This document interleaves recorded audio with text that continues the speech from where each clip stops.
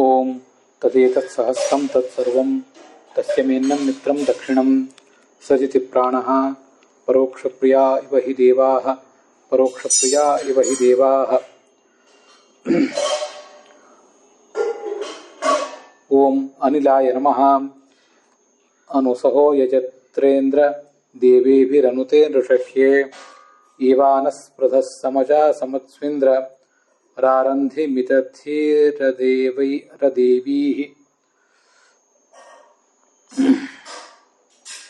ಶ್ರೀ ಗುರುಭ್ಯೋ ನಮಃ.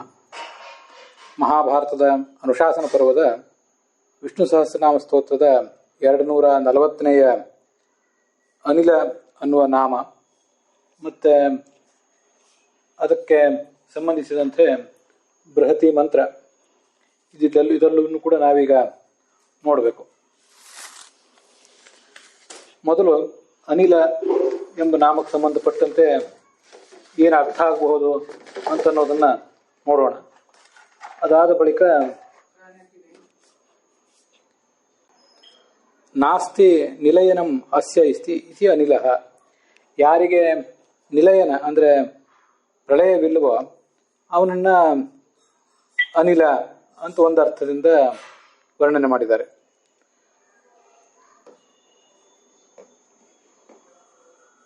ಅನಹ ಅಂದರೆ ಸ್ವಾಮಿ ಅಂತ ಅರ್ಥ.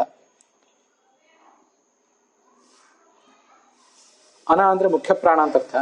ಆ ಮುಖ್ಯ ಪ್ರಾಣನಿಗೆ ಒಡೆಯ ಆದ್ದರಿಂದ ಅನಿ ಈ ಭಗವಂತ. ಮತ್ತು ಲಾತಿ ಜೀವರನ್ನ ತನ್ನ ಬಳಿಗೆ ಎಳ್ಕೋತಾನೆ ಕೂಡ.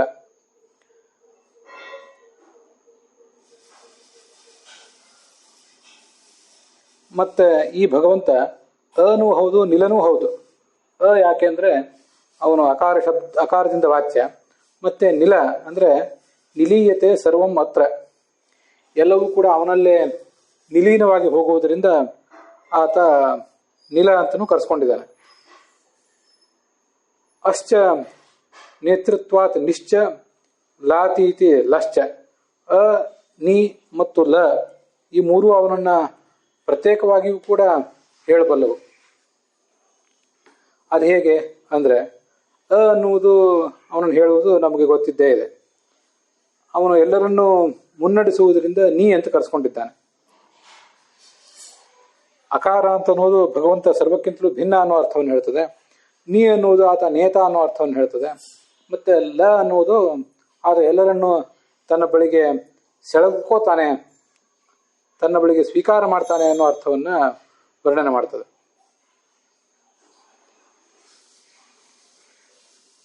ಅನಿ ಅಂದರೆ ಅನಿಗಳು ಅಂದರೆ ಪ್ರಾಣನನ್ನು ಉಪಾಸನೆ ಮಾಡುವಂತಹ ಸಾಧಕರು, ಪ್ರಾಣನಲ್ಲಿ ಭಗವಂತನನ್ನು ಕಾಣುವ ಸಾಧಕರು. ಅಂಥ ಪ್ರಾಣನಲ್ಲಿ ತನ್ನನ್ನು ಕಾಣುವಂತಹ ಸಾಧಕರನ್ನು ಮಾತ್ರ ಲಾತಿ ಸ್ವೀಕಾರ ಮಾಡ್ತಾನೆ. ಆದ್ದರಿಂದ ಆತ ಅನಿಲ ಅಂತ ಕರೆಸ್ಕೊಂಡಿದ್ದಾನೆ. ಇದಲ್ಲದೆ ಮುಂದೆ 821ನೇ ನಾಮ ಪ್ರಾಯ ಅಲ್ಲಿಯೂ ಕೂಡ ಅನಿಲ ಅಂತ ಬರೋದಿದೆ. ಅದಕ್ಕೆ ಸಂಬಂಧಪಟ್ಟಂತೆ ಕೂಡ ಬೃಹತಿ ಮಂತ್ರ ಮತ್ತು ಅದರ ಅರ್ಥ ಇತ್ಯಾದಿಗಳನ್ನು ಮುಂದೆ ನಾವು ನೋಡೋಣ. ಹೀಗಿದು ಅನಿಲ ಅಂತ ಅನ್ನೋದಕ್ಕೆ ಗೋವಿಂದಾಚಾರ್ಯರು ಸಂಗ್ರಹ ಮಾಡಿದಂತಹ ಕೆಲವು ಅರ್ಥಗಳು. ಅನ ಅಂದರೆ ಮುಖ್ಯ ಪ್ರಾಣ, ಈ ಅರ್ಥ ಪ್ರಸಿದ್ಧವೇ ಆಗಿದೆ. ಇದನ್ನು ಭಗವಂತಾಚಾರ್ಯರು ವರ್ಣನೆ ಮಾಡ್ತಾರೆ. ಮುಖ್ಯ ಪ್ರಾಣ ಮಾತ್ರ ಅಲ್ಲ, ಅವನೇ ಮೊದಲಾದ ಸಕಲ ಗುರುಗಳು ತದಾದಿ ಗುರು ಮಾತ್ರ ಉಪಲಕ್ಷಣಂ ಏತತ ಅಂತಾರೆ. ಅವರ ಅನುಗ್ರಹವುಳ್ಳಂಥವರು ಜೀವರು ಯಾರಿದ್ದಾರೆ ಅವರನ್ನ ಅನಿಗಳು ಅಂತ ಅನ್ಬೇಕು. ತಾನ್ ಲಾತಿ ಉಪಾದತ್ತೆ, ಅವರನ್ನು ತನ್ನ ಬಳಿಗೆ ಸ್ವೀಕಾರ ಮಾಡ್ತಾನೆ. ಸ್ವಪೋಷ್ಯ ವರ್ಗತ್ವೇನ. ಮುಖ್ಯ ಪ್ರಾಣ ಮೊದಲಾದ ಸಕಲ ಗುರುಗಳನ್ನು ಯಾರು ಆಶ್ರಯಿಸಿ ಸಾಧನೆ ಮಾಡ್ತಾರೆ ಭಕ್ತರು, ಅಂಥವರನ್ನು ಪೋಷಿಸ್ತಾನೆ. ಆದ್ರಿಂದ ಆತ ಅನಿಲ. ಅನಿನಾಂ ಭಕ್ತ ಪ್ರಾಣಿನಾಂ ರಾತಿ ದದಾತಿ ಧನಾಧಿಕಂ ಇತಿವಾ. ಈ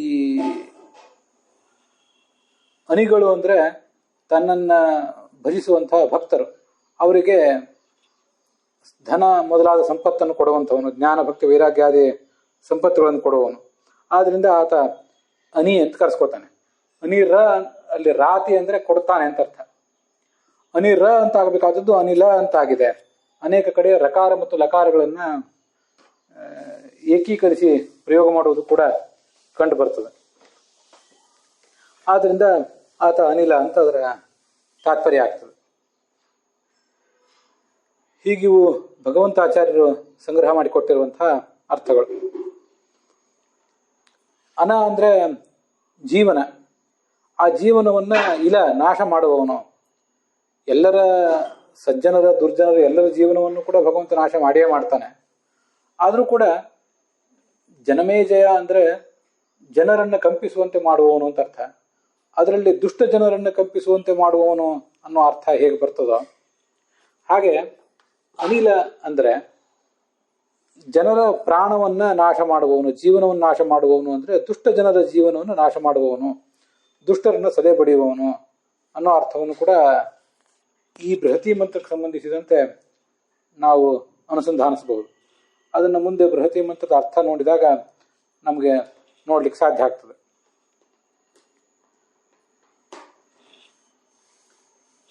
ಈಗ ಈ ಬೃಹತಿ ಮಂತ್ರಕ್ಕೆ ಮೂಲವಾದಂತಹ ಋಗ್ವೇದ ಮಂತ್ರ ಏನಿದೆ ಅಲ್ಲಿ ಸಾಯಣಾಚಾರ್ಯ ಅದಕ್ಕೆ ಏನು ಅರ್ಥ ಹೇಳಿದ್ದಾರೆ ಅಂತ ಅನ್ನೋದನ್ನ ನಾವು ನೋಡ್ಬೇಕು. ಮೂಲ ಋಗ್ವೇದದ 6ನೇ ಮಂಡಲದ 25ನೇಯ ಸೂಕ್ತ ಅಲ್ಲಿ ಅನುಕ್ಷತ್ರಮ ಅನುಸಹೋ ಯಜತ್ರೇಂದ್ರ ದೇವೇಭಿರನುತೆ ಋಷಹ್ಯೇ ಅಂತ 8ನೇ ಮಂತ್ರ ಒಂದಿದೆ. ಆ 8ನೇ ಮಂತ್ರದಲ್ಲಿ ಅನುಸಹೋ ಯಜತ್ರೇಂದ್ರ ದೇವೇಭಿರನುತೆ ಋಷಹ್ಯೇ ಅನ್ನೋ ಭಾಗವನ್ನು ಮಾತ್ರ ನಾವು ಇಲ್ಲಿ ತಗೊಳ್ತೇವೆ. ಮುಂದೆ 9ನೇ ಮಂತ್ರ ಇದೆ. ಏವಾನ ಸ್ಪೃಧ ಸಮಜ ಸಮಸ್ವಿಂದ್ರ ಅಂತ ಹೇಳಿ ಹೀಗೆ. ಅದರಲ್ಲಿ ಮಿತಥೀಹಿ ಅದೇವೀಹಿ ಅಂತ ಅಲ್ಲೊಂದೇನು ಪೂರ್ವಾರ್ಧ ಇದೆ. ಆ 9ನೇ ಮಂತ್ರದ ಪೂರ್ವಾರ್ಧ ಮಾತ್ರ. 9ನೇ ಮಂತ್ರದ ಉತ್ತರಾರ್ಧ ಮುಂದಿನ 241ನೇ ನಾಮಕ್ಕೆ ಸಂಬಂಧಪಡ್ತದೆ. ಹೀಗೆ 9ನೇ ಮಂತ್ರದ ಪೂರ್ವಾರ್ಧ, 8ನೇ ಮಂತ್ರದ ಉತ್ತರಾರ್ಧದ ಕೆಲವು ಭಾಗ, ಇದೆಲ್ಲವನ್ನು ಇಟ್ಕೊಂಡು ಈ 240ನೇ ಬೃಹತಿ ಮಂತ್ರವನ್ನ ಹೊಸದಿದ್ದಾರೆ. ಮೂಲ ಋಗ್ವೇದದ ಮಂತ್ರದಲ್ಲಿ ಸಾಯಣಾಚಾರ್ಯಕ್ಕೆ ಏನು ಅರ್ಥ ಹೇಳ್ತಾರೆ ಅಂತ ಅನ್ನೋದನ್ನ ನಾವು ಗಮನಿಸಬೇಕು. ಯಜತ್ರ ಅಂದ್ರೆ ಯಜನೀಯ, ಯಾಗದಲ್ಲಿ ಪೂಜ್ಯನಾದವನು, ಆರಾಧ್ಯನಾದವನು, ಅಂತಹ ಇಂದ್ರನೇ ಅಂತ ಅರ್ಥ. ತೇ ನಿನಗೆ, ಋಷಹ್ಯ ಅಂದ್ರೆ ಯುದ್ಧ, ಆ ಅರ್ಥವನ್ನೇ ಹೆಚ್ಚಿನವರೆಲ್ಲ ಬರೆದಿದ್ದಾರೆ. ಆ ಯುದ್ಧದಲ್ಲಿ ದೇವತೆಗಳು, ದೇವೇಭಿಹಿ ಅಂದ್ರೆ ದೇವತೆಗಳಿಂದ ಸರ್ವಂ ಎಲ್ಲವೂ ಕೂಡ ಕೊಡಲ್ಪಟ್ಟಿತು. ನೀನು ಯುದ್ಧ ಮಾಡುವಾಗ ದೇವರಾಜನಾದಂತಹ ನಿನಗೆ ದೇವತೆಗಳು ಎಲ್ಲವನ್ನೂ ಕೊಟ್ಟರು, ತಮ್ಮದಾದ್ದೆಲ್ಲವನ್ನೂ ಕೊಟ್ಟರು, ತಾವು ಸಹಾಯ ಮಾಡಿದರು ಅಂತ ಹೀಗೆ ನಾವು ಅದನ್ನ ಅರ್ಥೈಸ್ಕೊಳ್ಬಹುದು. ಮುಂದೆ ಏವಾನ ಸ್ಪೃಧ ಸಮಜ ಅಂತ ಹೀಗೇನಿದೆ ಅದಕ್ಕೆ ಸಾಯಣಾಚಾರ್ಯ ಹೀಗೆ ಅರ್ಥ ಹೇಳ್ತಾರೆ. ಹೇ ಇಂದ್ರ, ಭಗವಂತನೇ, ಏವಂ ಈ ರೀತಿಯಾಗಿ ಸ್ತುತಿಸಲ್ಪಟ್ಟಂತ ನೀನು ನಹ ನಮ್ಮ ಅಸ್ಮದೀಯ ಸ್ಪೃಧ ಶತ್ರುಸೇನಾ, ಆ ಶತ್ರುವಿನ ಸೈನ್ಯಗಳನ್ನು, ಸಮತ್ಸು ಆ ಸಂಗ್ರಾಮೇಶು, ಅನೇಕ ಥರದ ಯುದ್ಧಗಳು ನಡೆಯುವೆ ದೇವತೆಗಳು ಮತ್ತು ದೈತ್ಯರ ನಡುವೆ. ಆ ಯುದ್ಧಗಳಲ್ಲಿ ಆ ದೈತ್ಯರ ಸೈನ್ಯಗಳನ್ನು ನೀನು ನಾಶಪಡಿಸಬೇಕು. ಮಿಥತೀಹಿ, ಆ ದೈತ್ಯರ ಸೈನ್ಯಗಳು ದೇವತೆಗಳ ಸೈನ್ಯವನ್ನು ಹಿಂಸಿಸ್ತಾ ಇವೆ. ರಾರಂಧಿ, ಅವುಗಳನ್ನು ವಶಪಡಿಸು, ಅವುಗಳನ್ನು ನಾಶ ಮಾಡುವಂತ ಈಗ ಅದರ ತಾತ್ಪರ್ಯ. ಇದಿಷ್ಟು ಮೂಲ ಋಗ್ವೇದದ ಮಂತ್ರದಲ್ಲಿ ಸಾಯಣಾಚಾರ್ಯರು ನಮ್ಗೆ ತೋರಿಸಿಕೊಡುವಂಥ ಅರ್ಥ. ಸಮಜ ಅಂತ ಒಂದು ಶಬ್ದ ಇದೆ. ಸಮಜ ಅಂದ್ರೆ ಅದು ಕ್ರಿಯಾಪದ. ಸಮಜ ಅಂತ ವೇದದಲ್ಲಿದೆ. ಆದರೆ ಸಮಜ ಅಂತ ಲೋಟ್ಲಕಾರದ ಮಧ್ಯಮ ಪುರುಷದ ಏಕವಚನ. ಶತ್ರುಗಳ ಆ ಸೈನ್ಯವನ್ನ ನೀನು ಪ್ರೇರಿಸು, ಯುದ್ಧಕ್ಕೆ ಬರುವಂತೆ ಮಾಡಿ ಮುಂದೆ ಅವರೆಲ್ಲರನ್ನು ಹಿಮ್ಮೆಟ್ಟಿಸಬೇಕು ಅಂತ ಅದರ ತಾತ್ಪರ್ಯ. ಇದಿಷ್ಟು ಸಾಯಣಾಚಾರ್ಯರು ನಮ್ಗೆ ಕೊಟ್ಟಿರುವಂತಹ ಅರ್ಥಗಳು. ಮುಂದೆ ಋಗ್ವೇದದ ಆ ಮೂಲ ಮಂತ್ರಕ್ಕೆ ಅರ್ಥ ಮಾಡಿದವರು ಭಗವಂತಾಚಾರ್ಯರು. ಅವರು ಹೇಳಿದಂತಹ ಅರ್ಥಗಳನ್ನು ಗಮನಿಸಬೇಕು. ಭಗವಂತಾಚಾರ್ಯರು ಅನಿಲ ಎಂಬ ಶಬ್ದಕ್ಕೆ ಏನು ಅರ್ಥ ಹೇಳಿದರು ಅನ್ನೋದನ್ನ ಈಗಾಗಲೇ ನೋಡಿದ್ದೀವಿ. ಮುಖ್ಯ ಪ್ರಾಣ ಮೊದಲಾದ ಗುರುಗಳು ಕೊಟ್ಟ ಮಾರ್ಗದಲ್ಲಿ ನಡೆದು ಅವರ ಅನುಗ್ರಹವನ್ನು ಸಂಪಾದನೆ ಮಾಡಿದ ಜೀವರೇ ಅನಿಗಳು. ಅವರನ್ನ ಸ್ವೀಕಾರ ಮಾಡುವುದರಿಂದ ಭಗವಂತ ಅನಿಲ. ಮತ್ತೆ ಎಲ್ಲ ಭಕ್ತರಿಗೂ ಸಂಪತ್ತು ಮೊದಲಾದವುಗಳನ್ನು ಕೊಡುವುದರಿಂದ ಆತ ಅನಿಲ ಅಂತ ಹೀಗೆ ಅವ್ರ ಅರ್ಥ ಹೇಳಿದ್ದನ್ನು ನೋಡಿದ್ದೇವೆ. ಮೂಲ ಮಂತ್ರಕ್ಕೆ ಅವರೇನು ಅರ್ಥ ಹೇಳಿದ್ದಾರೆ ಅದನ್ನ ಇಲ್ಲಿ ಗಮನಿಸಬೇಕು. ಅನಿಲ ಅನ್ನುವ ನಾಮಕ್ಕೆ ಸಂಬಂಧಪಟ್ಟಂತೆ ಭಗವಂತಾಚಾರ್ಯರ ಮಂತ್ರ ಬೇರೆ ಇದೆ. ರೂತ ಅಸ್ಮಾಕಾಸೋ ಯೇ ನೃತಮಾಸೋ ಅರ್ಯ ಇಂದ್ರ ಸೂರಯ ದಧಿರೆ ಪುರೋ ನಃ ಅನುತೆ ದಾಯಿ ಮಹ ಇಂದ್ರಿಯಾಯ ಸ. ಇದಿಷ್ಟು ಮಂತ್ರ.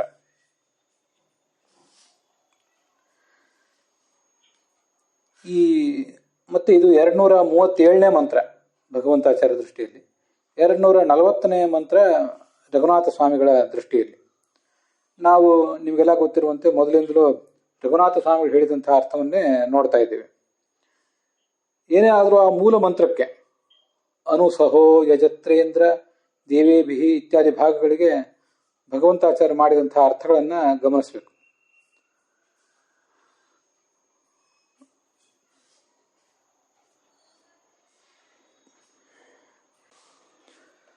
ಯಜತ್ರ ಅಂತಿದೆ. ಯಜತ್ರ ಅಂದರೆ ಯಜನೀಯ, ಯಜ್ಞದಲ್ಲಿ ನಮ್ಮ ಆಹುತಿಯನ್ನು ಸ್ವೀಕಾರ ಮಾಡುವವನು ಅಂತ ಅರ್ಥ. ಅದನ್ನೇ ಸಾಯಣಾಚಾರ್ಯ ಹೇಳಿದಂತೆಯೇ ಭಗವಂತಾಚಾರ್ಯರು ಕೂಡ ವರ್ಣನೆ ಮಾಡ್ತಾರೆ. ವೃತ್ರಹತ್ಯ ಅಂತ ಹಿಂದೆ ಒಂದು ಶಬ್ದ ಬಂದಿದೆ, ಅದು ಇಲ್ಲಿ ಬಂದಿಲ್ಲ. ಆ ಶಬ್ದಕ್ಕೆ ಯುದ್ಧ ಅಂತ ಅರ್ಥ.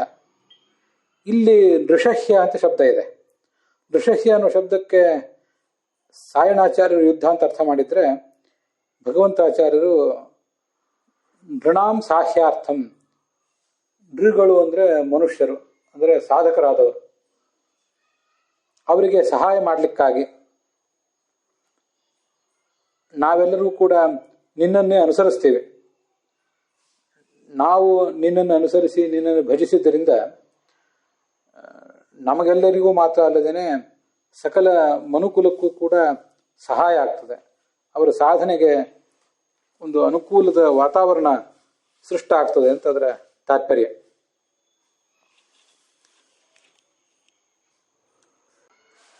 ಸಹ ಅಂದಿದೆ ಬಲ ಅಂತ ಅರ್ಥ. ಸಹಸ್ ಎಂಬ ಶಬ್ದಕ್ಕೆ ಅನುಸಹೋ ಯಜತ್ರೇಂದ್ರ ಅಂದ್ರೆ ಸಹ ಅಂದ್ರೆ ಬಲ. ಆ ಬಲವು ನಿನ್ನನ್ನು ಅನುಸರಿಸಿದೆ, ನಾವು ಕೂಡ ನಿನ್ನನ್ನೇ ಅನುಸರಿಸಿದ್ದೇವೆ. ನಾವು ಅಂತ ಅಲ್ಲಿ ಶಬ್ದ ಕಾಣಿಸೋದಿಲ್ಲ ಮೂಲ ಮಂತ್ರದಲ್ಲಿ, ಆದರೆ ಅದನ್ನ ಅಧ್ಯಾಹಾರ್ಥ ಮಾಡಿಕೊಂಡಂತೆ ಕಾಣಿಸ್ತದೆ ಭಗವಂತಾಚಾರ್ಯರು. ಅದರ ನಂತರ ಏವಾನ ಸ್ಪೃಧಃ ಸಮಜಾ ಸಮಸ್ವಿಂದ್ರ ರಾರಂಧೆ ಮಿಥತಿ ರದೇವಿಹಿ ಅಂತ 9ನೇ ಮಂತ್ರದ ಪೂರ್ವಾರ್ಧ ಇದೆ. ಅದನ್ನು ಭಗವಂತಾಚಾರ್ಯ ಹೀಗೆ ವ್ಯಾಖ್ಯಾನಿಸ್ತಾರೆ. ಸ್ಪೃಧಃ ಅಂದರೆ ನಮ್ಮ ಎದುರಿಗೆ ಸ್ಪರ್ಧೆ ಮಾಡುವಂತಹ ಬಾಹ್ಯ ಶತ್ರುಗಳು. ಸಮತ್ಸು ಅಂದರೆ ಯುದ್ಧಗಳಲ್ಲಿ, ಆ ಯುದ್ಧಗಳಲ್ಲಿ ಆ ಶತ್ರುಗಳನ್ನ ಸಮಜ ದೂರ ಹೊಡೆದು ಓಡಿಸು. ಮತ್ತೆ ಮಿಥತೀಹಿ ನಮ್ಮನ್ನ ಹಿಂಸಿಸುವಂತಹ, ಅದೇವೀಹಿ ರಾಕ್ಷಸರಿಗೆ ಸಂಬಂಧಪಟ್ಟಂತಹ ಅಸುರ ಶಕ್ತಿಗಳು, ಆ ಅಸುರ ಶಕ್ತಿಗಳನ್ನೆಲ್ಲ ರಾರಂಧಿ.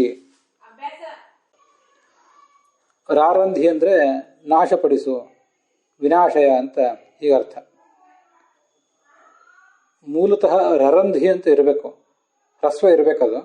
ಆದರೆ ವೇದದಲ್ಲಿ ಸಂಹಿತಾ ಪಾಠದಲ್ಲಿ ಅದು ರಾರಂಧಿ ಅಂತ ಆಗಿದೆ.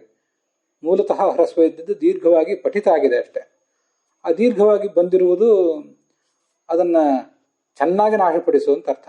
ರರಂಧಿ ಅಂದ್ರೆ ನಾಶಪಡಿಸು, ರಾರಂಧಿ ಅಂದ್ರೆ ಚೆನ್ನಾಗಿ ನಾಶಪಡಿಸು ಅಂತ ಹೀಗೆ ಅರ್ಥ ನಾವು ತಿಳ್ಕೊಳ್ಬಹುದು. ಇದಿಷ್ಟು ಆ ಮೂಲ ಮಂತ್ರಕ್ಕೆ ಸಂಬಂಧಪಟ್ಟಂತೆ ಭಗವಂತಾಚಾರ್ಯ ಹೇಳಿದ ಅರ್ಥವನ್ನು ಕೂಡ ನಾವು ನೋಡಿದ್ದಾಯಿತು. ಇನ್ನು ಮುಂದೆ ರಘುನಾಥ ಸ್ವಾಮಿಗಳು ಈ ಮಂತ್ರಕ್ಕೆ ಸಂಬಂಧಪಟ್ಟಂತೆ ಏನು ಅರ್ಥ ಹೇಳಿದ್ದಾರೆ ಅಂತ ಅನ್ನೋದನ್ನ ನೋಡೋಣ. ಯಜತ್ರ ಅಂದ್ರೆ ಯಜನೀಯ, ನಮ್ಮ ಯಜ್ಞವನ್ನ ಅನುಗ್ರಹಿಸುವವನು, ಯಜ್ಞದ ಸ್ಥಳಕ್ಕೆ ಬಂದು ಯಜ್ಞದ ಭಾಗವನ್ನು ಸ್ವೀಕಾರ ಮಾಡುವಂಥವನು. ಇಂದ್ರ ಅಂದ್ರೆ ಭಗವಂತ. ತೇ ಅಂದರೆ ತ್ವಾಂ ಅನುವರ್ತಮಾನಸ್ಯ, ನಿನ್ನವನಾದ ಒಬ್ಬ ಸಾಧಕ, ಅದನ್ನು ತೇ ಅನ್ನೋ ಶಬ್ದ ಹೇಳ್ತದೆ. ಅವನ ಸಹ ಅಂದರೆ ಬಲ, ಅದು ನೃಷಹ್ಯ ಅಂದರೆ ಯುದ್ಧದಲ್ಲಿ ದೇವೇಭಿಹಿ ದೇವತೆಗಳಿಂದ ದಾಯಿ ಕೊಡಲ್ಪಟ್ಟಿದೆ.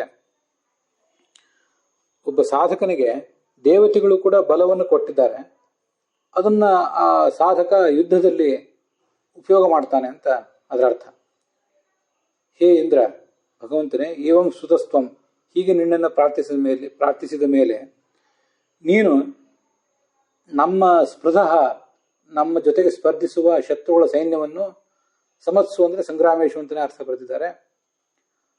ಸಮಜ ಅನಿಲವತ್ ಕ್ಷಿಪ, ಗಾಳಿಯಂತೆ ಬಿರುಗಾಳಿ ಬೀಸಿದರೆ ಹೇಗೆ ಎಲ್ಲರನ್ನು ದೂರ ಓಡಿಸಿ ಬಿಡ್ತದೋ ಹಾಗೆ ನೀನು ನಮ್ಮ ಶತ್ರುಗಳನ್ನು ಕೂಡ ಗಾಳಿಯಂತೆ ಅನಿಲವತ್ ಪ್ರಕ್ಷಿಪ, ಗಾಳಿಯಂತೆ ದೂರ ಓಡಿಸು. ಮತ್ತೆ ಕಿಂಚ ಮಿಥತೀಹಿ ಹಿಂಸತೀಹಿ ಅದೇವೀಹಿ ಆಸುರೀಹಿ ಸೇನಾ, ನಮ್ಮನ್ನು ಹಿಂಸಿಸ್ಲಿಕ್ಕೆ ಬರ್ತಾ ಇರುವಂತಹ ಆ ಅಸುರರ ಸೈನ್ಯಗಳೇನಿವೆ ಅವುಗಳನ್ನು ರರಂಧಿ ಅಂದರೆ ರಂಧಯ, ಹಿಂಸೆಸು ಅಂತ ಅದರ ಅರ್ಥ. ಅನೇನ ಅನಿಲವತ್ ಶತ್ರುಸೇನಾ ಪ್ರಕ್ಷೇಪಕತ್ವಾತ್ ಅನಿಲ ಇತಿ ನಿರುಕ್ತೇ. ಅನಿಲ ಅಂತ ಭಗವಂತನಿಗೆ ಯಾಕೆ ಹೆಸರು ಅಂದರೆ, ಗಾಳಿಯಂತೆ ಆ ಶತ್ರು ಸೈನ್ಯ, ಬಿರುಗಾಳಿಯಂತೆ ಸುಂಟರ ಗಾಳಿಯಂತೆ ಆ ಶತ್ರು ಸೈನ್ಯವನ್ನು ದೂರ ಎಸೆಯುವುದರಿಂದ ಆತನಿಗೆ ಅನಿಲ ಅಂತ ಹೆಸರು ಅಷ್ಟೆ.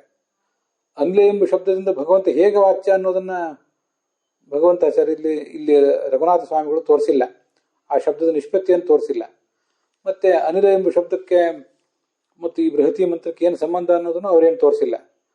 ಗಾಳಿಯಂತೆ ಎತ್ತೆಸೀತಾನೆ, ಸಮಜ ಅಂದರೆ ಎತ್ತೆಸೆಯುವ ಭಗವಂತನೇ ಅಂತ ಭಗವಂತನ ಸನ್ನಿಧಾನದಲ್ಲಿ ಪ್ರಾರ್ಥನೆ ಇದೆ. ಹೇಗೆ ಎತ್ತೆಸೆಯುವುದು ಅಂದರೆ ಗಾಳಿಯಂತೆ ಎತ್ತೆಸೆಯುವುದು ಅಂತ ಅರ್ಥವನ್ನು ಅವರು ಬರೆದಿದ್ದಾರೆ ಅಷ್ಟೆ. ಹೀಗೆ ಆ ಅನಿಲ ಎಂಬ ಶಬ್ದಕ್ಕೂ ಈ ಬೃಹತಿ ಮಂತ್ರಕ್ಕೂ ಸಂಬಂಧ ಅಂತ ಹೇಳ್ತಾರೆ. ಇದು ರಘುನಾಥ ಸ್ವಾಮಿಗಳು ತಿಳಿಸಿದ್ದಾಯಿತು. ಇನ್ನು ಮುಂದೆ ಈ ಮಂತ್ರಕ್ಕೆ ನಾನೇನು ಅರ್ಥಾನುಸಂಧಾನ ಮಾಡ್ಕೊಂಡಿದ್ದೀನಿ ಅದನ್ನು ನೋಡೋಣ. ಯಜತ್ರ ಅನ್ನೋ ಶಬ್ದಕ್ಕೆ ಹಾಗೆ ಯಜನೀಯ ಇಂದ್ರ, ನಮ್ಮ ಯಜ್ಞದ ಭಾಗವನ್ನು ಸ್ವೀಕಾರ ಮಾಡುವ ಇಂದ್ರನೇ. ಯಜ್ಞ ಅಂದರೆ ನಮ್ಮ ಜೀವನವೆಂಬ ಯಜ್ಞ, ಹಾಗೆ ಅರ್ಥ ಇಟ್ಕೊಳ್ಬೇಕು. ಇಂದ್ರ ಅಂದರೆ ಪರಮೇಶ್ವರನಾದ ಭಗವಂತನೇ. ದೇವೇಭಿಹಿ ಅಂದರೆ ದೇವೈಹಿ ಅಂತ ಅರ್ಥ. ಋಷಹ್ಯ ಅಂದರೆ ಯುದ್ಧ, ಸಾಯಣಾಚಾರ್ಯರು ಮತ್ತು ರಘುನಾಥ ಸ್ವಾಮಿಗಳು ಬರೆದದ್ದು. ಮನುಷ್ಯರಿಗೆ ಸಹಾಯ ಮಾಡಲಿಕ್ಕಾಗಿ ಅಂತ ಭಗವಂತಾಚಾರ್ಯ ಅರ್ಥ ಬರೆದಿದ್ದಾರೆ. ಅವೆರಡನ್ನೂ ನಾವು ನಮ್ಮ ಅನ್ವಯಾರ್ಥದಲ್ಲಿ ಇಟ್ಕೊಂಡ್ರು ಏನು ತೊಂದರೆ ಇಲ್ಲ. ಸಹ ಅಂದರೆ ಬಲಂ, ತೇ ತುಭ್ಯಂ, ತೇ ನಿನಗಾಗಿ. ಅನು ಅನು ಅಂತ ಮಂತ್ರದಲ್ಲಿ ಎರಡು ಕಡೆ ಬಂದಿದೆ. ದಾಯಿ ಅನು ಅಂದರೆ ಅನುಸರಿಸಿ ಅಂತ ಅರ್ಥ. ಅನುಸಹೋ ಅನ್ನುವಲ್ಲಿ ಒಂದು ಕಡೆ ಅನು ಅಂತ ಬಂದಿದೆ, ಅನುತೇ ಅಂತ ಅನ್ನುವಲ್ಲಿ ಮತ್ತೊಂದು ಕಡೆ ಅನು ಅಂತ ಬಂದಿದೆ. ಎರಡು ಉಪಸರ್ಗಗಳಿವೆ. ಅನುಸರಿಸಿ ಕೊಡಲ್ಪಟ್ಟಿತು ಅಂದರೆ ದಾಯಿ ಅಂತ ಬಂದಿದೆ, ಅದನ್ನ ಹಿಂದಿನ ಮಂತ್ರದಿಂದ ನಾವು ತಿಳ್ಕೊಳ್ಬೇಕಷ್ಟೆ. ಅನುಸರಿಸಿ ಕೊಡಲ್ಪಟ್ಟಿತು ಅಂತ ಎರಡು ಸರಿ ಹೇಳಿದಂತೆ ಆಗ್ತದೆ. ಒಂದು ಶಕ್ತಿ ಮನುಸೃತ್ಯ, ತಮ್ಮ ಯೋಗ್ಯತೆಯನ್ನು ಅನುಸರಿಸಿ ಮತ್ತು ತಮಗೆ ಸಮಯವನ್ನು ಅನುಸರಿಸಿ ಆ ಸಂದರ್ಭದಲ್ಲಿ ಎಷ್ಟು ಶಕ್ತಿಯನ್ನು ಕೊಡಬೇಕೋ ಅಷ್ಟು ಶಕ್ತಿಯನ್ನು ದೇವತೆಗಳೆಲ್ಲರೂ ಕೂಡ ಕೊಟ್ಟಿದ್ದಾರೆ. ಅಂದರೆ ಸಮರ್ಪಣ ರೂಪೇಣ ಅದಾಯಿ. ದೈತ್ಯರನ್ನು ಕುರಿತು ಯುದ್ಧ ಮಾಡುವಾಗ ದೇವತೆಗಳು ಕೂಡ ಆ ಸಂದರ್ಭಕ್ಕೆ ತಕ್ಕಂತೆ ಬೇಕಾದಷ್ಟು ತಮ್ಮ ಸಹಾಯವನ್ನ ಸಮರ್ಪಣೆ ಮಾಡ್ತಾರೆ ಭಗವಂತನಿಗೆ.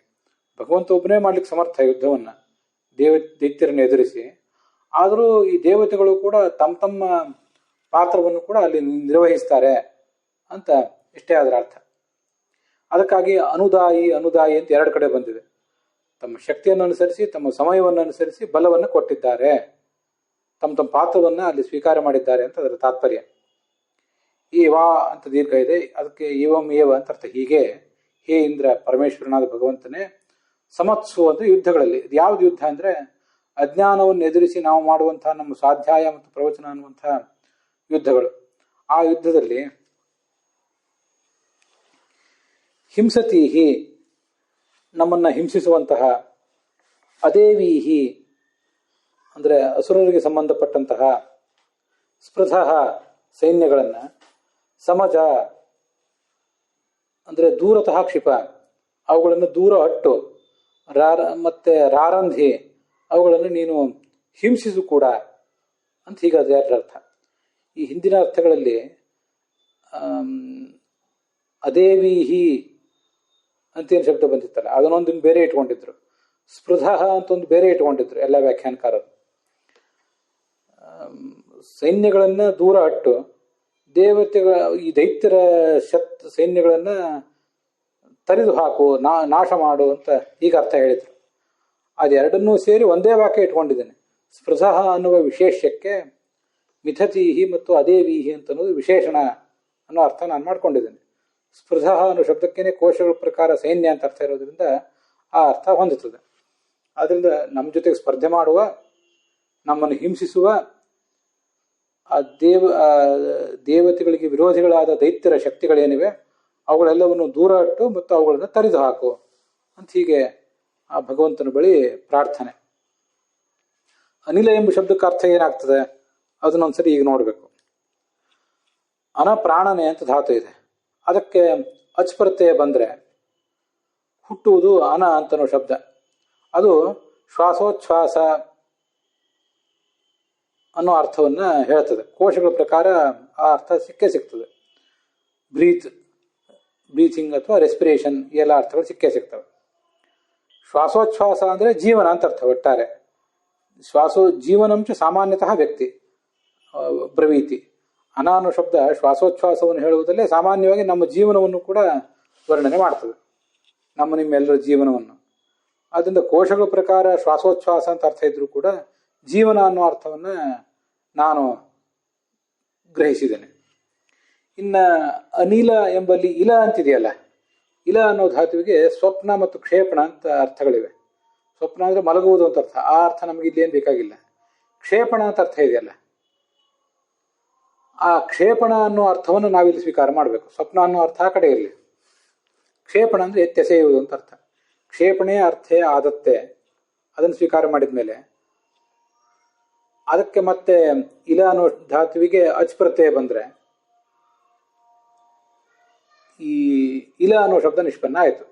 ಇಲ ಅನ್ನೋ ಶಬ್ದ ಎತ್ತಿ ಎಸೆಯುವ ವ್ಯಕ್ತಿ ಅಂತ ಅರ್ಥ ಕೊಡ್ತದೆ. ಏನನ್ನೇ ಎತ್ತಿ ಎಸೆಯುವ ವ್ಯಕ್ತಿ ಅಂದರೆ ಜೀವನವನ್ನು, ನಿಮ್ಮೆಲ್ಲರ ಜೀವನವನ್ನು, ದುಷ್ಟರ ಜೀವನವನ್ನು ಕೂಡ ಎತ್ತೆಸೆಯುವ ವ್ಯಕ್ತಿ, ಎತ್ತಿ ಮೂಲೆ ಗುಂಪು ಮಾಡುವಂಥ ಒಬ್ಬ ವ್ಯಕ್ತಿ ಅನ್ನೋ ಅರ್ಥವನ್ನು ಅದು ಹೇಳ್ತದೆ. ಜನಮೇಜಯ ಅಂತಂದರೆ ಎಲ್ಲರನ್ನೂ ಕಂಪಿಸುವಂತೆ ಮಾಡುವವನು ಅಂತ ಅರ್ಥ ಹೇಗೆ ಬರ್ತದೆ.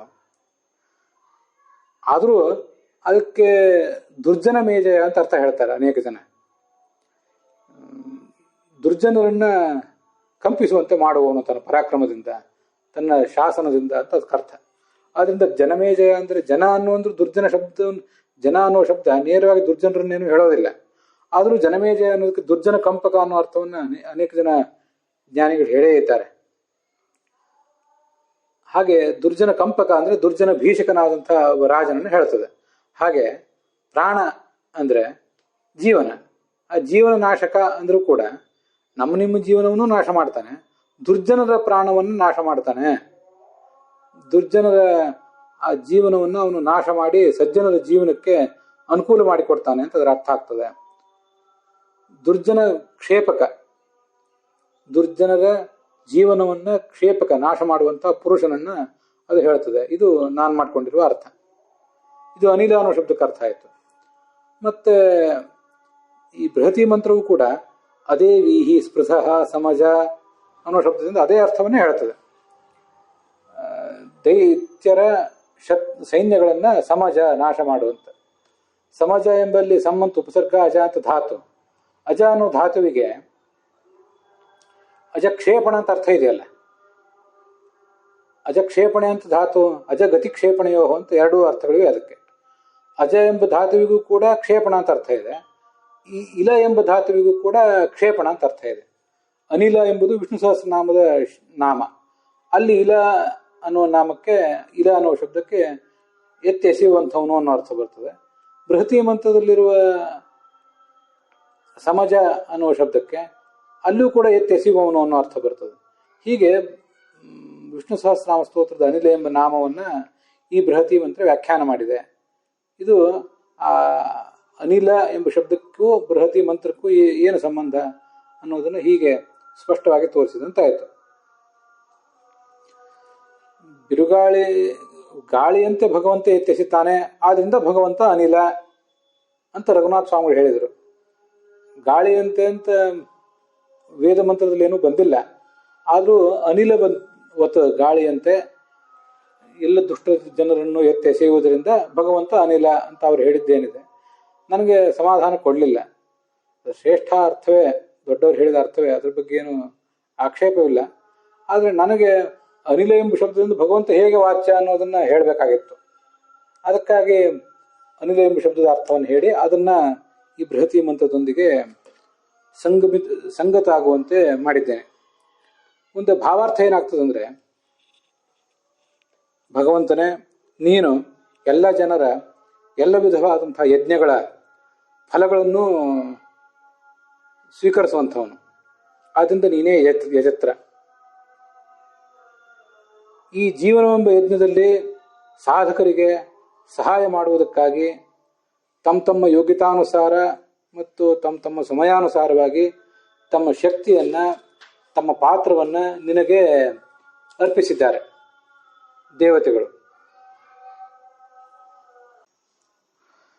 ಆದ್ದರಿಂದ ಭಗವಂತನೇ, ಅಜ್ಞಾನವನ್ನು ಎದುರಿಸಿ ನಾವು ಮಾಡುವಂತಹ ಸ್ವಾಧ್ಯಾಯ ಪ್ರವಚನಗಳೆಂಬ ಯುದ್ಧಗಳೇನಿವೆ, ಈ ಯುದ್ಧದಲ್ಲಿ ನಮ್ಮನ್ನು ಹಿಂಸಿಸಲಿಕ್ಕಾಗಿ ಅನೇಕ ಅರಿಷಡ್ವರ್ಗಗಳು, ದುಷ್ಟ ದೈತ್ಯರು ಕೂಡ ಇದ್ದಾರೆ. ಅರಿಷಡ್ವರ್ಗಗಳಿಗೆ ಅವರೆಲ್ಲ ಅಭಿಮಾನಿಗಳಾಗಿದ್ದಾರೆ. ಆ ದುಷ್ಟರ ಸೈನ್ಯಗಳನ್ನು ನೀನು ದೂರ ಅಟ್ಟಬೇಕು ಮತ್ತು ಆ ದುಷ್ಟರನ್ನು ನೀನು ತರಿದು ಹಾಕಬೇಕು ಕೂಡ. ಆವಾಗ ಈ ನಮ್ಮ ಅಜ್ಞಾನವನ್ನು ಎದುರಿಸಿ ನಾವು ಮಾಡುವಂಥ ಯುದ್ಧದಲ್ಲಿ ನಮಗೆ ಯಾವತ್ತೂ ಜಯ ದೊರೆತು ಜ್ಞಾನಭಕ್ತಿ ವೈರಾಗ್ಯಗಳ ಪ್ರಾಪ್ತಿ ನಮಗಾಗ್ತದೆ ಅಂತ ಅರ್ಥ. ಯುದ್ಧ ಅಂತ ಬಂದಲ್ಲೆಲ್ಲ ಹೀಗೆ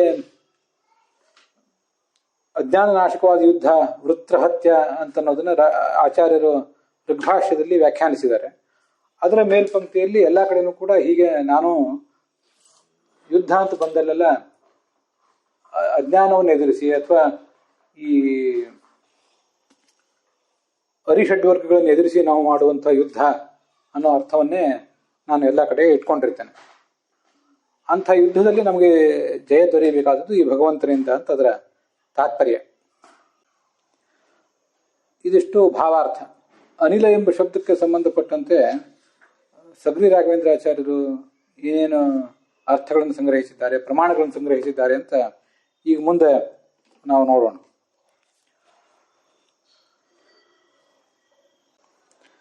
ನಿಲಯನ ಅಂದರೆ ನೆಲೆ. ಭಗವಂತನಿಗೆ ಬೇರೆ ಯಾರೂ ನೆಲೆ ಇಲ್ಲ. ನವಿದ್ಯತೆ ನಿಲಹ ಯಶ ಸಹ ಅನಿಲಹ. ಇನ್ನೊಬ್ರು ಯಾರನ್ನು ಅವನು ಆಶ್ರಯಿಸಿಲ್ಲ, ತನ್ನನ್ನು ತಾನೇ ಆಶ್ರಯಿಸಿದ್ದಾನೆ ಅಂತ ಅದರ ತಾತ್ಪರ್ಯ. ಛಾಂದೋಗ್ಯ ಉಪನಿಷತ್ತು ಆತನನ್ನ ಸಹ ಭಗವಃ ಕಸ್ಮಿನ್ ಪ್ರತಿಷ್ಠಿತ, ಎಲ್ಲಿ ಆ ಭಗವಂತ ನೆಲೆ ಮಾಡಿಕೊಂಡಿದ್ದಾನೆ ಅಂದರೆ ಸ್ವೇ ಮಹಿಮ್ನಿ ಪ್ರತಿಷ್ಠಿತ, ಅವನು ತನ್ನ ಮಹಿಮೆಯನ್ನೇ ಅವಲಂಬಿಸಿದ್ದಾನೆ ಹೊರತು ಇನ್ಯಾರನ್ನೂ ಅವಲಂಬಿಸಿಲ್ಲ. ಇರಾಹ್ಯೇ ವೈಷೈ ತಸ್ಮಿನ್ ಅದೃಶ್ಯೇ ನಿಲಯನೇ ಅಭಯಂ ಪ್ರತಿಷ್ಠಾಂ ವಿಂದತೆ ಅಂತ ತೈತ್ತರೀಯ ಉಪನಿಷತ್ತು ಕೂಡ ಆತನನ್ನ ಅನಿಲಯನ ಅಂತ ವರ್ಣನೆ ಮಾಡಿದೆ. ನಿಲಯನ ಅಂದ್ರು ನಿಲ ಅಂದ್ರೂ ಒಂದೇ ಅರ್ಥ. ಆದ್ರಿಂದ ಅನಿಲಯನ ಅಂದ್ರು ಅನಿಲ ಅಂದ್ರೂ ಒಂದೇ ಅರ್ಥ. ನಿಜಾಶ್ರಯಾತ್ ಅನಿಲಯೇನೇ ಅಭಯತ್ವೇನ ಯದಾ ಜ್ಞಾನೇನ ತಿಷ್ಠತಿ ಅಂತ ಆ ತೈತ್ತರೀಯ ಉಪನಿಷತ್ ಭಾಷ್ಯದಲ್ಲಿ ಆಚಾರ್ಯರು ಅರ್ಥ ಬರೀತಾರೆ. ನಿಜಾಶ್ರಯಾತ್, ಅವನು ತನ್ನನ್ನೇ ಆಶ್ರಯಿಸಿಕೊಂಡಿರುವವನು ಅಂತ ಅದರ ಅಭಿಪ್ರಾಯ ಆಗ್ತದೆ. ನಿಜಾಶ್ರಯಾತ್ ಸ್ವಸ್ಯೈವ ಸ್ವಾಶ್ರಯಾತ್, ತನ್ನನ್ನು ತಾನೇ ಆಶ್ರಯಿಸಿಕೊಂಡಿದ್ದಾನೆ. ನವಿದ್ಯತೆ ಸ್ವತಃ ಅನ್ಯತ ನಿಲಯನಂ ತಥಾ ಅಕಾರವಾಚ್ಯ. ಮತ್ಸ್ಥಾನಿ ಸರ್ವಭೂತಾನಿ ನಚಾಹಂ ತೇಷ್ವಸ್ಥಿತ. ಎಲ್ಲ ಜೀವಿಗಳು ನನ್ನಲ್ಲಿವೆಯೇ ಹೊರತು ನಾನು ಅವುಗಳಲ್ಲಿಲ್ಲ, ನಾನು ಅವುಗಳನ್ನು ಅವಲಂಬಿಸಿಲ್ಲ. ಇಲ ಅನ್ನೋ ಶಬ್ದಕ್ಕೆ ಪ್ರೇರಕ ಅಂತನೂ ಅರ್ಥ ಇದೆ. ಇಲ ಪ್ರೇರಣೆ ಅನ್ನೋ ಧಾತುವನ್ನು ಇಟ್ಕೊಂಡ್ರೆ. ಆದ್ರಿಂದ ನೈವಿದ್ಯತೆ ಇಲಹ ಯಶ ಸಹ ಅನಿಲಹ. ಭಗವಂತನನ್ನು ಪ್ರೇರಿಸುವಂಥ ವ್ಯಕ್ತಿ ಮತ್ತೊಬ್ಬ ಇಲ್ಲ. ಆದ್ರಿಂದ ಇನ್ನೊಬ್ಬರಿಂದ ಯಾವತ್ತೂ ಆತ ಪ್ರೇರಿಸಲ್ಪಡುವವನಲ್ಲ ಯಾವ ಕೆಲಸಕ್ಕೂ ಕೂಡ. ಆದ್ರಿಂದ ಭಗವಂತ ಅನಿಲ ಅಂತ ಕರೆಸ್ಕೋತಾನೆ. ಐತರೇಯ ಉಪನಿಷತ್ತಿನ ಭಾಷ್ಯದಲ್ಲಿ ಸರ್ವಂ ಜಗತ್ತಿದಂ ವಿಷ್ಣುರ್ ವಶೇ ತಿಷ್ಠತಿ ಸರ್ವದಾ, ಎಲ್ಲ ಜಗತ್ತು ಕೂಡ ಆ ವಿಷ್ಣುವಿನ ವಶದಲ್ಲೇ ಇದೆ. ತೇನೈವ ನೀಯತೆ ನಿತ್ಯಂ, ಅವನೇ ಆ ಆ ಜಗತ್ತನ್ನು ಮುನ್ನಡೆಸ್ತಾನೆ, ಅವನಲ್ಲೇ ಅದು ನೆಲೆ ಕಂಡುಕೊಂಡಿದೆ. ಮುಕ್ತಾಯೇ ಅಲೋಕನಾಮಾನಃ ನೀಯಂತೆ ತೇಪಿ ವಿಷ್ಣುನ, ಮುಕ್ತರಾದವರು ಅಮುಕ್ತರಾದವರು ಹೀಗೆ ಎಲ್ಲರೂ ಕೂಡ ಆ ಭಗವಂತನನ್ನೇ ಅವಲಂಬಿಸಿದ್ದಾರೆ ಅಂತ ಅದರ ತಾತ್ಪರ್ಯ. ಅಂತರ್ಯಾಮಿ ಶ್ರಿಯಶ್ಚಾಪಿ ವಿಷ್ಣುರೇವನ ಸಂಶಯ, ನಾಂತರ್ಯಾಮಿ ಕಶ್ಚಿದಸ್ತಿ ವಿಷ್ಣೋ ಕ್ವಾಪಿ ಕುತಶ್ಚನ ಅಂತ ಭಾಗವತ ತಾತ್ಪರ್ಯ. ಲಕ್ಷ್ಮೀದೇವಿಗೂ ಕೂಡ ಒಳಗಿದ್ದು ಪ್ರೇರಣೆ ಮಾಡುವವನು ಭಗವಂತ, ಅವನಿಗೆ ಮತ್ತೊಬ್ಬ ಪ್ರೇರಕ ಯಾವತ್ತೂ ಕೂಡ ಇಲ್ಲ. ಇಳ ಅಂದರೆ ಭೂಮಿ ಅಂತನೂ ಅರ್ಥ ಇದೆ. ಭೂಮಿ ಅಂದರೆ ಪ್ರಕೃತಿ ಅಂತ ಅರ್ಥ ಮಾಡ್ಕೋಬಹುದು ನಾವು. ನಮಗೆ ನಿಮಗೆಲ್ಲರಿಗೂ ನೆಲೆಯನ್ನು ಕೊಟ್ಟಿರುವಂತಹ, ಆಧಾರವನ್ನು ಕೊಟ್ಟಿರುವಂತಹ ಭೂಮಿ ಅವನಿಗೆ ಆಧಾರ ಕೊಡಬೇಕಾಗಿಲ್ಲ, ಅವನೇ ಭೂಮಿಯನ್ನು ಧರಿಸಿದ್ದಾನಷ್ಟೆ. ಧರಣೀಧರ ಅಂತ ಮುಂದಿನ ನಾಮ ಹಾಗೆ ಹೇಳ್ತದೆ. ಹೊರತು ಭೂಮಿ ಅವನಿಗೆ ನೆಲೆ ಕೊಡಬೇಕಾಗಿಲ್ಲ. ನಮಗೆ ಭೂಮಿಯ ನೆಲೆ ಇಲ್ಲದೆ ಹೋದರೆ ಬದುಕೇ ಇಲ್ಲ. ಅವನು ಭೂಮಿಗೆ ಆಧಾರ ಕೊಟ್ಟಂಥವನು. ಆದ್ದರಿಂದ ಯಾವುದೇ ನೆಲೆಯನ್ನು ಬಯಸದವನು. ಮುಂದೆ ಧರಣೀಧರ ಅನ್ನುವ ನಾಮವನ್ನು ನಾವು ಕೇಳುವವರಿದ್ದೀವಲ್ಲ, ಅದರ ಬೆಳಕಿನಲ್ಲಿ ಕೂಡ ಈ ಅನಿಲ ಅನ್ನೋ ನಾಮವನ್ನು ನಾವು ಅರ್ಥ ಮಾಡ್ಕೊಳ್ಬೇಕು. ಕಿಂಸ್ವಿದಾಸೀದ್ ಅಧಿಷ್ಠಾನಂ ಆರಂಭಣಂ ಕಥಮತ್ಸ್ವಿತ್ ಕಥಾಸೀತ್ ಯಥೋ ಭೂಮಿಂ ಜನಯನ್ ವಿಶ್ವಕರ್ಮ ವಿದ್ಯಾಮೌರ್ಣೋನ್ಮಹಿನ ವಿಶ್ವಚಕ್ಷಾಹ. ಋಗ್ವೇದ ಹೇಳ್ತದೆ. ಅವನಿಗೆ ಯಾವ ಅಧಿಷ್ಠಾನ ಬೇಕು, ಅವನನ್ನು ಪ್ರೇರಿಸುವಂಥ ವ್ಯಕ್ತಿಯ ಅಗತ್ಯ ಏನಿದೆ, ಎಲ್ಲವನ್ನೂ ಸ್ವತಂತ್ರವಾಗಿ ಮಾಡಬಲ್ಲವನು ಅಂತ ಅದರ ತಾತ್ಪರ್ಯ. ಅನಿಲ ಅಂದರೆ ಸ್ವಯಂ ಚೇಷ್ಟೆ ಮಾಡುವವನು ಅಂತ ಅರ್ಥ. ಯಾವತ್ತೂ ಕೂಡ ಚೇಷ್ಟೆ ಮಾಡ್ತಾನೆ ಇರ್ತಾನೆ. ಈಶನ್ನಪಿ ಹಿ ಲೋಕಸ್ಯ ಸರ್ವಸ್ಯ ಜಗತಃ ಪ್ರಭು ಕರ್ಮಾಣಿ ಕುರುತೆ ನಿತ್ಯಂ ಕೀನಾಶೈವ ದುರ್ಬಲ ಅಂತ ಮಹಾಭಾರತದ ಒಂದು ಮಾತಿದೆ. ಹೊಟ್ಟೆಪಾಡಿಗಾಗಿ ದುಡಿಯುವಂಥ ಒಬ್ಬ ರೈತನಂತೆ ಭಗವಂತನು ಕೂಡ ಜಗತ್ತಿಗೆ ಒಡೆಯನೇ ಆದ್ರೂ ನಿತ್ಯ ಚಟುವಟಿಕೆಯಿಂದ ಇರ್ತಾನೆ. ಇದು ಅನಿತಿ ಅಂದರೆ ಚೇಷ್ಟೆ ಮಾಡ್ತಾನಾದ್ರಿಂದ ಅನಿಲ ಅಂತ ಒಂದರ್ಥ. ಶಾಂಕರ ಭಾಷ್ಯದಲ್ಲಿ ಅನಾದಿ ಆದ್ರಿಂದ ಅನಿಲ ಅನ್ನೋ ಅರ್ಥವನ್ನು ಕೂಡ ಹೇಳಿದ್ದಾರೆ. ಲಕ್ಷಾಲಂಕಾರದಲ್ಲಿ ಈಗಾಗಲೇ ಸಗರಿ ರಾಘವೇಂದ್ರಾಚಾರ್ಯ ಸಂಗ್ರಹಿಸಿದ ಅರ್ಥ ಇದೆ. ಆ ಲಕ್ಷಾಲಂಕಾರದಲ್ಲಿದ್ದ ಅರ್ಥವನ್ನೇ ಅವರು ಹೇಳಿದ್ದಾರೆ. ನೈವಿದ್ಯತೆ ಇಲಾ ಅಂದರೆ ಭೂಮಿ, ಕೋಶದ ಪ್ರಕಾರನೇ. ನೈವಿದ್ಯತೆ ಇಲಾ ಯಶ ಸಹ ಅನಿಲ. ಆಧಾರಭೂತವಾದ ಯಾರಿಗೆ ಆಧಾರವನ್ನು ಕೊಡಬೇಕಾದ ಭೂಮಿಯ ಅಗತ್ಯವೇ ಇಲ್ಲವೋ, ಭೂಮಿಯ ಅವನಿಗಿದೆ. ಭೂಮಿ ಆತನಿಗೆ ಪತ್ನಿಯಾಗಿದ್ದಾಳೆ ಹೊರತು ಅವನಿಗೆ ಆಧಾರಭೂತವಾಗಿಲ್ಲ. ಆದ್ರಿಂದ ಆತ ಅನಿಲ ಅಂತ ಕರೆಸ್ಕೋತಾನೆ. ಇದು ಲಕ್ಷಾಲಂಕಾರ ಅದು ಕೊಡುವಂಥ ಅರ್ಥ. ಮುಂದೆ ಶಾಂಕರ ಭಾಷ್ಯದಲ್ಲಿ ಮತ್ತೆ ಪರಾಶರದ ವ್ಯಾಖ್ಯಾನದಲ್ಲಿ ಅದಕ್ಕೇನು ಅರ್ಥಗಳಾಗ್ತವೆ ಅಂತ ಅನ್ನೋದನ್ನ ನೋಡೋಣ.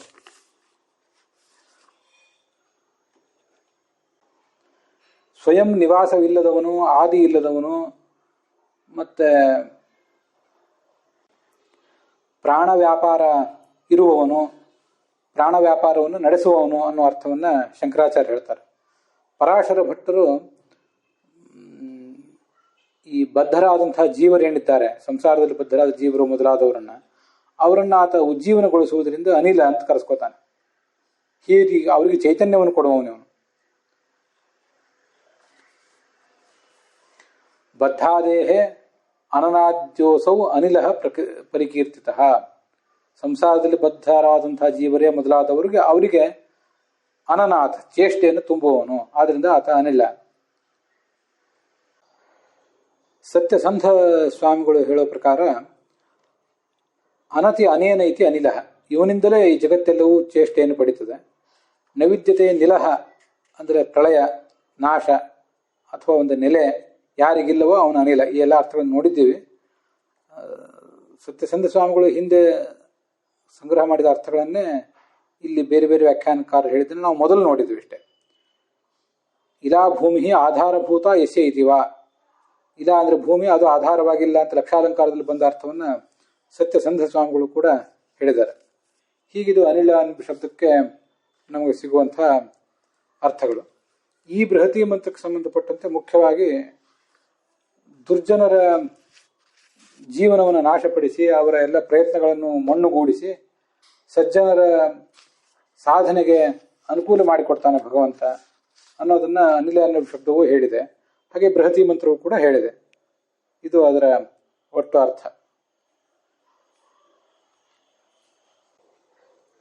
ಅಲ್ಲಿಗೆ ಇವತ್ತಿನ ಈ ಭಾಗ ಸಮಾಪ್ತ ಆಗಿದೆ.